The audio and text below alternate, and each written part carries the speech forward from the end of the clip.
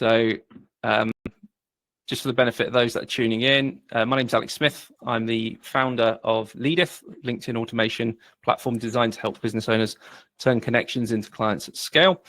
With over a decade of experience in digital marketing, sales systems, and B2B lead generation, I've built automated frameworks that have helped generate hundreds of qualified conversations and booked calls for clients without relying on VAs or manual outreach. Passionate about helping entrepreneurs and business leaders create predictable pipelines, save time, grow their business through smart automation and actionable strategies. And today we have the marvelous Kat with us, award-winning strategic marketing coach with over 20 years experience in helping SMEs grow with clarity, stability, and sustainable marketing systems. And after serving brands like Barclays, HSBC, some of the big financial firms there, she's helped over 50 SME businesses in the past 5 years to really build simple step-by-step marketing plans that attract the right clients and create reliable growth. Rooted in kindness, passion, integrity, and faith, Kat, her work really empowers business owners to reclaim control, build marketing machines, and purr like a kitten. So over to Kat. Really pleased that you're here with us today, Kat, and keen to learn from you as well. Awesome. Thank you so much, Alex. That was a really beautifully polished introduction, so thank you. I can kick straight in then. So we're talking about LinkedIn lead generation today, strategy, automation, and follow-up, how that kind of all works together. But first, I just wanted to talk a little bit about what's a waste of time on LinkedIn before we kind of really go into the nitty-gritty of things. With technology the way it is and AI kicking in, what's really not working is things that generate noise. So generic posts, generic content, generic DMs, anything generic is really not getting return on investment, especially not on social media, but anywhere really. Because it's much easier now to actually get to know who we're talking to because we have access to these tools. People expect us to know slightly more about them because their information is accessible. So we need to be specific. Relying on word of mouth. Word of mouth is fantastic. It's really dwindling in the masses of amounts of noise that's out there at the moment. So and also it's hit and miss. It's great when it happens, but it's not a growth strategy. It's not reliable. It's not repeatable always in a way that we'd like to be able to control it. And paid ads is also another thing that's not really working as well as it used to without clear funnels. A lot of paid ads budgets generate really minimum returns without the structured follow-up needed behind it, but also without the specific data and insights that we need to make those things work well. So what is working is, as I alluded to, hyper-specific positioning, businesses that really have a clear a position, direction. It's understanding where they're going and understanding, where they are positioned in their marketplace and how they're positioned in the minds and hearts of their audience. Content that answers real client questions. 81% of buyers research solutions online, and I think it's probably more than that now. Before contacting a business, there's so many places that we can go to verify and to create that specification. What are we actually looking for? We can research, we can ask AI. There's so many places we can go to get answers to real questions before we actually contact a business to ask them in person what they can do for us. Consistency. Consistently value-driven email marketing works. So, it is the highest ROI digital marketing channel at the moment. Well, at the moment that we're working. So working on how we bring social into our email is really important strategy. building a lead nurture system. Businesses with nurture systems generate 50% more sales-ready leads. Anita said more. Community and personal connection. Relationship-driven marketing builds long-term loyalty. People buy from people, and business is all about people. So I just wanted to frame that. So first, before we kind of get into identifying ideal clients, just wanted to touch on knowing where we are going. What a lot of businesses tend to do is they kind of tend to jump into what it is that they do, and then match it up with somebody, you know, an audience that they, or an ideal client that they figure will be good for a good match for what they do. What they overlook, and I think this is really key, is that people are more interested in why we do things rather than what we are actually doing. And what I mean about this is really think about the direction that you're taking your business in, and where you want it to actually be, and that positioning part of what it is that we're doing. So, and I'm not only talking about the direction in terms of goals and objectives and KPIs.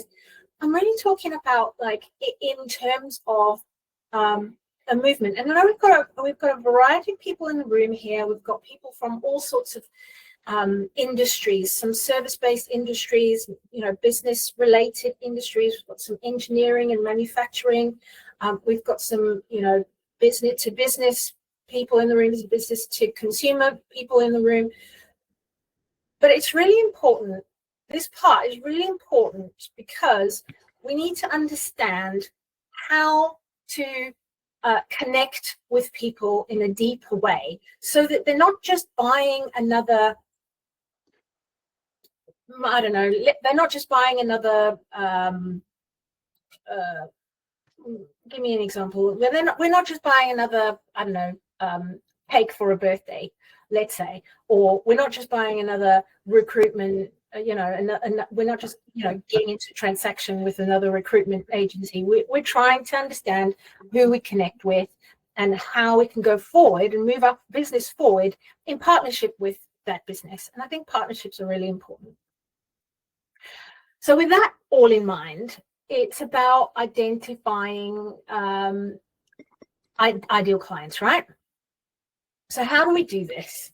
This is something that I spend a lot of time doing, and I have lots and lots of methods and tools and checklists and AI prompts and all sorts of things to help me with this for my clients. And so I think it's important to think about some key points about how we do this properly. And where I like to start always is thinking about, if you've been in business for a while, think about who you've enjoyed working with and how you would describe that person.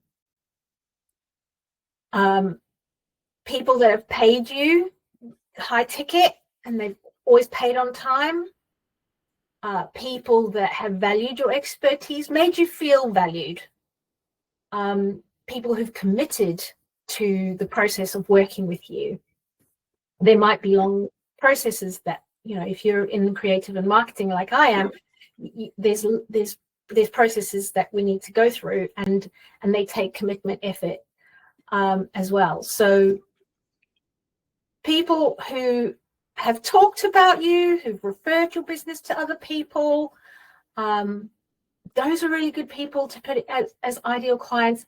And people that have given your business a good review. A good place to look for a list of people that might be your ideal clients is to look at your 5-star reviews. Those are probably a great place to start looking for your ideal clients. But it's about going deeper than that. So once we've kind of identified a group of people that we enjoy working with, it's now important to understand how those people actually think, how they make decisions, and how those thoughts and decisions back up their actions, how they make, how they decide to take action. And that is something that I help clients with, to really get into the detail of that, because it's not only about what they're consciously thinking, it's also quite importantly what they're subconsciously, how their subconscious is thinking and processing about making decisions. And often we need to talk to that subconscious rather than actually the conscious. I don't know if you've ever been in a room, you're sitting with a client and all of a sudden they just kind of make a decision out of the blue and it just happens. Hopefully it's a decision, the best part's when they've made a decision to just work with you and you don't know what you did or said, but they've all of a sudden just come on board. Those are the kinds of conversations that we need to put on repeat.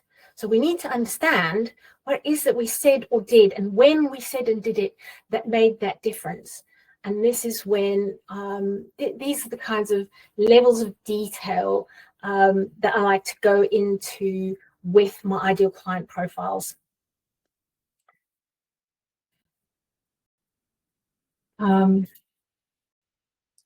Say what you want to hear. This is about messaging. So we've identified who it is we want to talk to, we know what makes them tick. We now need to tell them what they want to hear. And it needs to be with clarity and insightfulness. And what I mean by that, it's again, that comes back to knowing what our business position is. What is our business proposition, or some people call it, it's a market dominating position. Part of what's included in that are your unique selling points or propositions. All of these things put together help you to have really laser focused clarity on what your business stands for, how you serve your ideal clients, and not just a list of what you do. That's not what I'm talking about with clarity and insightfulness. This is how your business meets a deep need in your client or your audience. And that's not a list of your services. That's not a list of your products. That is a list of how things come together to deliver on outcomes that your audience expects from you. So what we need to do is make this a simple, repeatable approach. We need, we talk about different tools, what tools, in terms of messages, there are different tools, and how we inspire.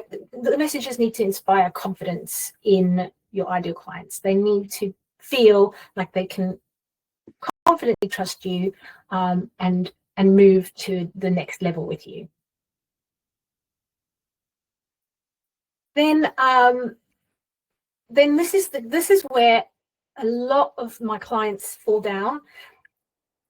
And this is, I'm sure you've seen a lot of DMs come into your inbox, you've connected, and then the next thing you have all the messages all at once in one email, in one DM. This is because they haven't spent enough time understanding when I need to hear what message. There's lots of messages, and they each have a particular time that they will be most effective. In the awareness stage, it's like when we, a lot of people forget that conversations online really are the same as in real life. When you meet somebody, you want to know, who they are. What do you do? What are you interested in? Like, what is it? What about you? Tell me about you on a high level, just an introduction. That's what you need at awareness stage. You need to show, about what it is that your business does, how is, something high level, what makes you different. Then at the interest stage, that's when you can go a little bit deeper. You know, this is like second date, you know, this is when we're talking a bit more about, you know, what makes us tick. This is why we do what we do, some more stories. Maybe this is the time where you go into a little bit more detail about how you've delivered for a particular customer or client that is similar to them. At decision-making stage, this is when things get serious, a little bit. It's more serious. We want to show them how they can trust us, and we do that by giving them maybe guarantees or reassurance in some way that we have qualifications and you know, assurances, insurances, whatever it is. It's going to reassure people that, you know, we're certified at what we do. We know what we're doing. You can trust us, and it's quantifiable. And at the action stage, this is about making things easy for our audiences, how to remove all the obstacles and make it really easy to work with us. Is there a link? Do we need to complete certain forms? Are those, you know, are those processes really easy to follow, and you know, not going to cause me any stress or undue, you know, like take longer than it needs to take, for example. So knowing when to drop in which messages and what kind of messages is really, really key. So I mentioned AI before. I do use prompts and I do use AI. My sort of combination of how I bring AI into marketing is to really lead the AI in an empathetic way, and this creates really powerful outcomes. So I think of AI as a co-pilot. I use it to clarify and enhance my thinking and my messaging, especially using behavioral science. So there's quite a lot of there's quite powerful ways of making AI work in a human way with your marketing. It's really good at personalizing content. We can use AI and lots of different tools to make things very specific for the people that we're talking to en masse in great volumes. And this powerful analysis tool can really speed up decisions for how I do my marketing for my clients and for myself.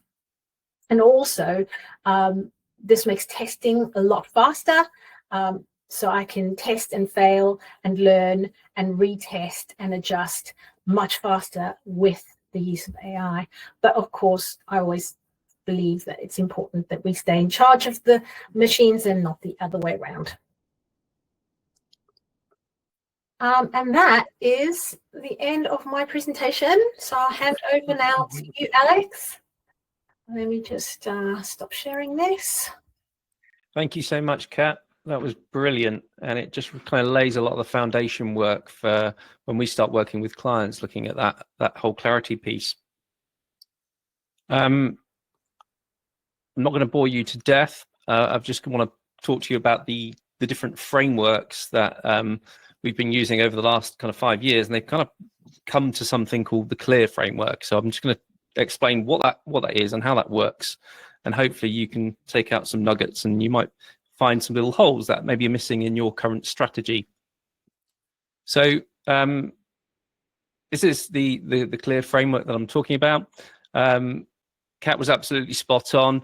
Here's the thing: everything Kat just covered, identifying the clients, crafting that message that really resonates, and understanding the customer journey. It's not just theory, that's the foundation. And that makes what I'm about to show you actually work. Without that piece, it all just fails and it's wasted. Here's the problem that most people have with LinkedIn. They know that they should be using it, and they know, something about their ideal clients, but they're often stuck in one of two camps. Either they're posting content 3 times a day, hoping that the algorithm will favor them and they'll get more views, or they're manually sending lots of connection requests and messages and really kind of burning themselves out. None of these approaches are sustainable, and neither of these approaches is predictable, and neither of them are scalable. So about 6 years ago, I built Leadeth to solve that exact problem. How do you turn LinkedIn into something that is a predictable revenue machine, not just something that wastes your time? And I've discovered that after helping, all the clients I've worked with, that they've generated revenue from it. It's working. It's a system. This is what they need: a system in place, not just hope, not luck, but they need this system. So the clear framework is clarify, locate, engage, analyze, and respond. 5 steps that take care of everything that Kat has just taught you about the strategy, and now we're going to actually execute on that. So I'm going to walk you through each step really quickly so you can see exactly how this connects with what Kat's covered, and then I'm going to show you the platform in action in terms of how we can actually automate that with software these days. Step 1, clarity, clarify. This is exactly what Kat was talking about when she said, identify and target your clients with that laser precision.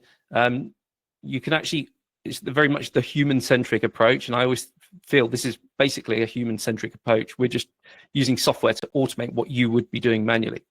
So you can actually automate outreach. So if you know who you're talking to now, and you know what you're saying, this is the clarify step. We get crystal clear on 3 main things: your ICP, ideal customer profile. So that includes the job titles, the industries, the company size. We get clear on the offer, the problem that you solve, and then we also think about the outcome and how we can deliver that into one concise sentence. And your value proposition, that's quite important. Why should someone choose you over every other option? And like Kat said about looking at your positive reviews on all these different Trustpilot, Google reviews, going into that into a bit of detail and doing some research there really sets you up. So that's what the foundation stage is, clarity. If you skip that step and you don't do the work with Kat, often your output is just going to feel very generic, and your messages will feel kind of robotic, and nobody will reply to you. But when you get the clarity, everything becomes much easier. Your messages just land harder, and your profile will start to convert much better, and the right people will actually want to talk to you. Step 2 is locate. So once you know who you're looking for, we actually go and find them. And this ties directly into Kat's point about targeting. We build some targeted lists based on your ideal customer profile. It's hard to build a list if you don't know who you're trying to reach out to. So that's why it's so important to do this piece of work. The job titles, the industries, the company size, geography, whatever really matters to your business. And we're not just talking about grabbing 50 people.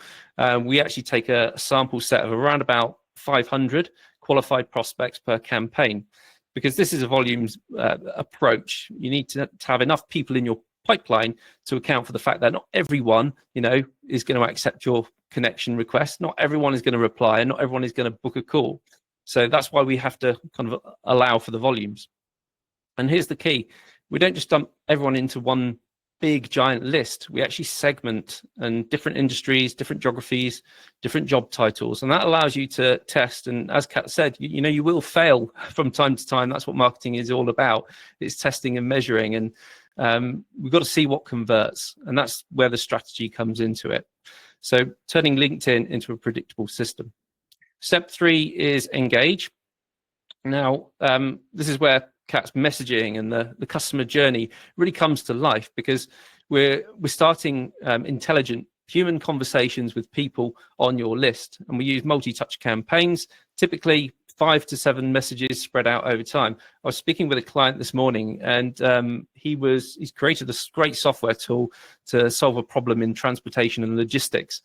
And it came about, he created this product because he was in the job, and he just wanted to automate what he was doing in his role, basically. So he created the system, and then they kind of sacked him off because they wanted a bigger share of his product that he'd created in his business, and there was a big argument about it being created in works time and stuff. So it went sour. But he came to me and he said, right, how do I actually reach people? And he wanted some strategies. And I was just thinking, he said he only sends one message and that's it. He takes it as a negative, as a no. They're not interested if they don't reply. You've got to be so consistent and persistent. Some people I've had conversations with, I've had to send 10 messages over the space of maybe 3 or 4 weeks, but you have to be persistent. One message is not enough. So that's why we create multiple steps, one at day one 3 days later, one another 4 days later, and another one a week later. And having that cycle and that rhythm will obviously, if they respond to you, there's much more likelihood that they're going to respond to you than a competitor who just tries the once. So it's important to have that messaging and have that story and understand what Kat's been talking about here, so we can convey all of that in this whole sequence that we're about to unlock. So it starts to feel much more human because it's super relevant to them, and it feels like you've actually took the time to kind of write it yourself. But here's the beauty: it actually runs on autopilot. In the background, you're focusing on serving your clients. You only have 5 or 10 minutes a day to actually get in and maybe respond to the key people that are responding. That's where the kind of analyze bit comes in. We actually that's why good campaigns become really, really slick ones. Every week we look at data, we look at connection acceptance rates, and we can start to split test different messaging and different versions. We can look at what reply rates we're getting in a campaign and compare that to another campaign or a different segment. And if we're finding something working really well, we can go and exploit that and use AI and say, hey, ChatGPT, this campaign worked really well. We received the highest connection rate. Could you suggest maybe another 3 variations of this campaign to even more improve it? And that's kind of how we work with split testing. Often acceptance rates are quite high, but just reply rates are really low. So we have to look at the reasons for the different rates, and that's what that analyze stage is all about. Sometimes the connection acceptance rate is heavily weighted on your profile, how you're showing up on your personal LinkedIn profile. Other reasons, it could just be the message. It could just be the audience you're trying to reach out to, and there's something not quite connecting there. So there's lots of reasons, and it's important to kind of really diagnose that clearly before you just give up on it. So yeah, that's how you build a predictable system. You don't guess, you don't hope, you actually measure, you learn and adjust. So kind of by week 8, your campaigns are really dialed in. Week 12, you've got consistent results flowing into your pipeline every single week. Step 5 in the clear framework is respond, and this is where conversations turn into customers. This is connecting directly to Kat's point about building that foundation. Really makes the automation work. If you haven't got the foundations there and you're just automating, you're just pushing your business down the river. It's a waste. Because automation gets you the conversions, but you've still got to close the deals. So we integrate everything from what we're doing with LinkedIn into a CRM, a customer relationship management tool. And this means no leads are kind of left and none get lost. If you've ever been into your LinkedIn inbox and you're a mountain of messages there and you just think, oh no, I haven't responded to this one. By integrating it and integrating the follow-up, it also helps us to set up simple qualification frameworks, things like making sure they've got budget, making sure they're the people you need to speak to, so in authority. Is there a need for your solution? That sort of thing. Is it the right sort of time for them? We can actually use AI to do all of that back and forth with messages to really qualify them. And then we can score the leads based on how needy they are of your services, how ready they are, and then to focus your efforts on the ones with the higher scores. So that's a great system to adopt. Automated booking links, things like that. You've got to get rid of all the friction from someone wanting to do business with you.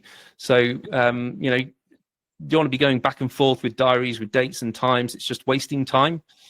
Just set up a basic Calendly page, put your availability in there, and then boom, give that to someone and let them choose when they can meet with you. And then they'll get all the automatic conversations, the reminders to know attend the meetings and stuff like that. It's all automated. It's brilliant. So yeah, so that way you're speaking to the qualified buyers who are ready to have the right conversations with you, and that changes everything for your business, because you're not wasting time on all the tire kickers. You're not chasing people who can't afford you. You're just talking to people who are your ideal fit, and you've got you can solve their problem and they're ready to buy. So that's the clear framework. I just wanted to show a bit of a demo in terms of how we do that with Leadeth and apply that to a typical campaign. So I'm just going to switch screens to platform. Any questions for either Kat or myself at this point?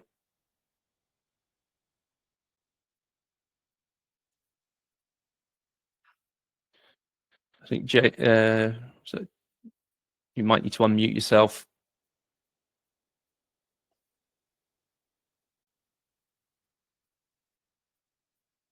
Anybody wanted to ask a question?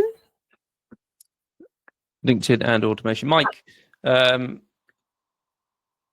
it's a great question, Mike. Mike's asking about concerns about LinkedIn and automation they don't approve.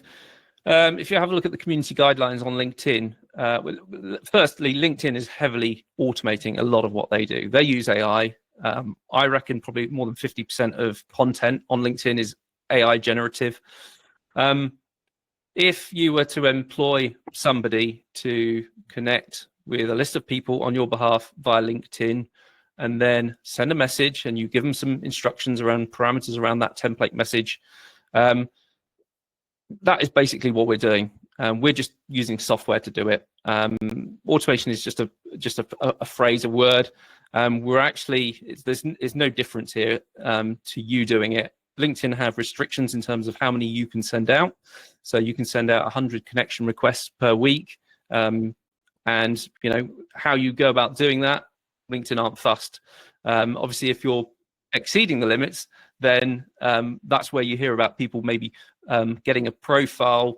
I wouldn't say lost their profile. I've never had a client in 6 or 7 years of doing this. I've never had a client actually lose their LinkedIn profile. What you get is a fuse limit or a fuse warning, and that's when LinkedIn just say, right, we're going to pause your account for 2 days or so, and then we're just going to monitor your account a bit more actively. That's all. And they unlock it 2 days later, and you're off going again. So that's what I've encountered, but I've never seen anyone actually lose their account for really abusing with automation. Any other questions? No. Great. So this is the dashboard once you log into the Leadeth platform. Just for the benefit of people who are kind of not aware of this, I know we've got some existing clients, historical clients on the call, so do bear with me. But we kind of moved over the years from kind of V1, V2. This is now V3 of the platform. So we've got a lot of automation AI in the platform as well. So there might be some new features that you've not seen here before. So this is my dashboard for my account. I've done 1,000 engagements. So an engagement is a profile like. It could be also a profile view. It could even be a comment on someone's LinkedIn post.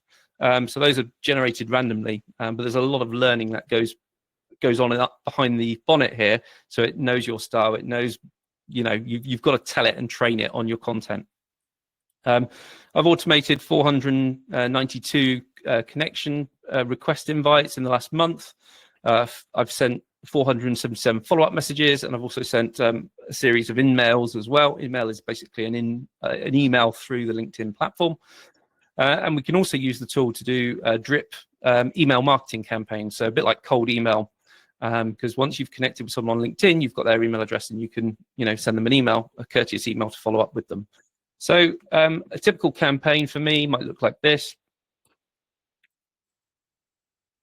Here we go. This is a campaign. We can go to leads.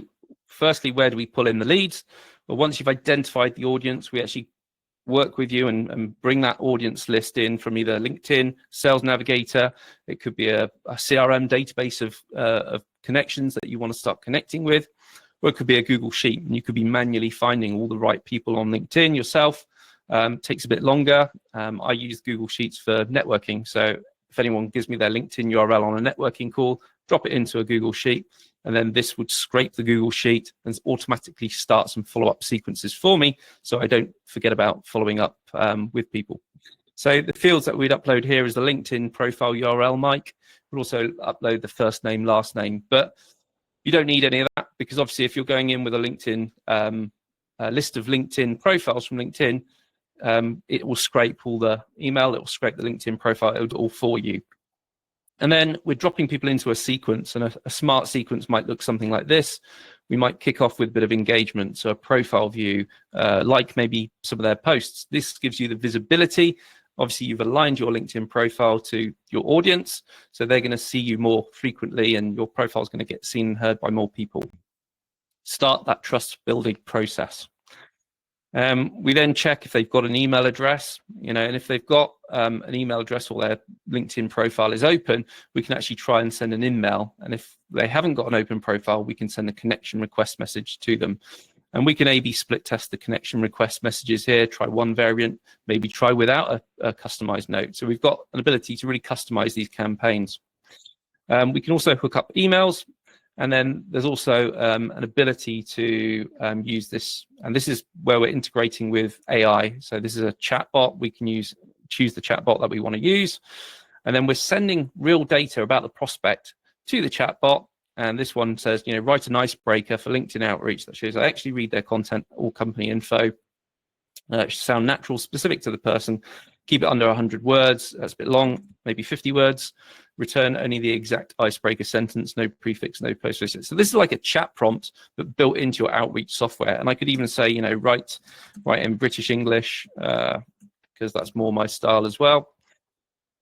This would then go back to this particular one is Claude, which we're using here, and then it would come back with the output, and then we can put that output in an email, in a LinkedIn message.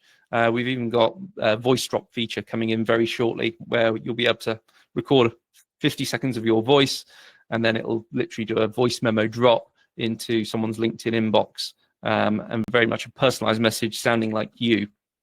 So that's kind of what we're doing over at Leadeth. Any questions around that?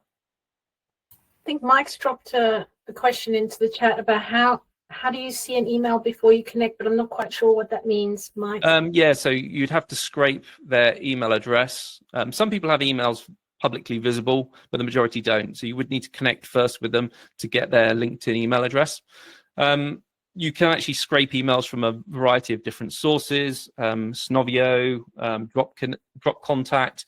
I use Apollo.io personally.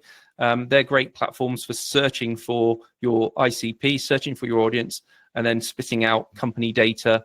And you can filter by keywords, different things like that. And once you've got the data there, you can import them into this system. So you can run a parallel email marketing campaign or a LinkedIn connection campaign.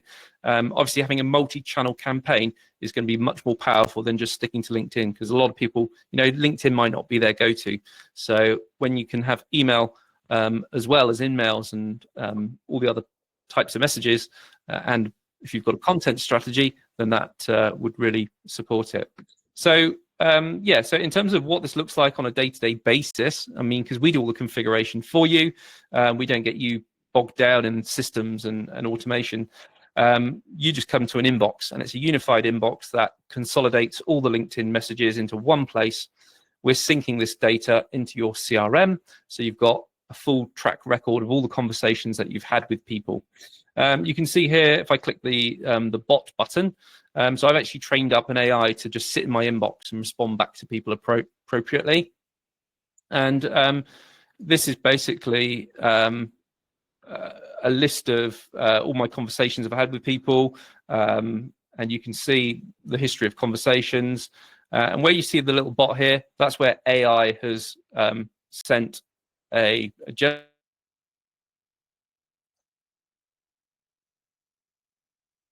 sorry, I muted my mic by accident. Apologies there. So the AI has actually generated responses. So we're feeding the previous conversations into AI to then get a really highly personalized output message.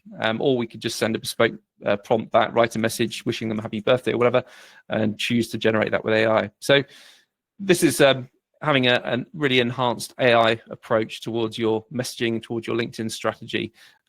Most clients just forget about it. You know, the AI is trained to drive people to a Calendly page or something like that.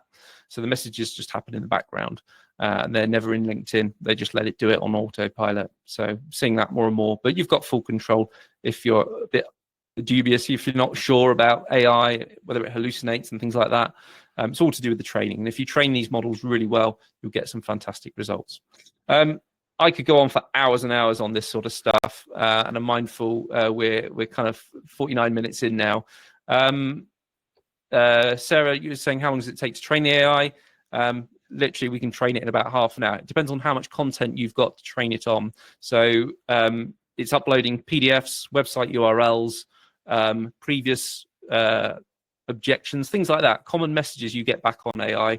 We just feed that into the knowledge base, and then it's trained. So it really doesn't take us long to train an AI to sound like you, use your words, use your lingo. Yeah. There's also a question from Shauna. Do people ever get flagged as spam from sending too many requests? Is that in LinkedIn, do you mean, Shauna? I don't know if she's still there. Are you still there? I don't know if she means flagged as spam in LinkedIn. She may be alluding to what Mike was talking about, profiles getting banned or something. Obviously, LinkedIn has its limits. You've got to play to LinkedIn's limits. The way you scale this is if you've got a team of 6 sales directors all working for your business, you know, you're basically 6xing that then. Yeah, so that's how you hit the bigger numbers. There was something else from Mike there, I just missed it. Mike, segmenting a list work. So segmenting is all about finding similarities in a specific market and then targeting them. So you could, often I do the industry segment first. So if you work in maybe multiple niches or industries or, you know, sub niches, it's worth doing a segment based on your specific industries. So you could do a very niche campaign, maybe 3 or 4 different niche campaigns, and then have a general one. That's how I would advise about segmenting. And obviously, if you've got things like Sales Navigator, I mean, even free LinkedIn, you can do segmentation. You can search by industry and pull out just a specific industry. Yeah. Lots of ways to segment. Good to see you, Jeremy. Welcome back.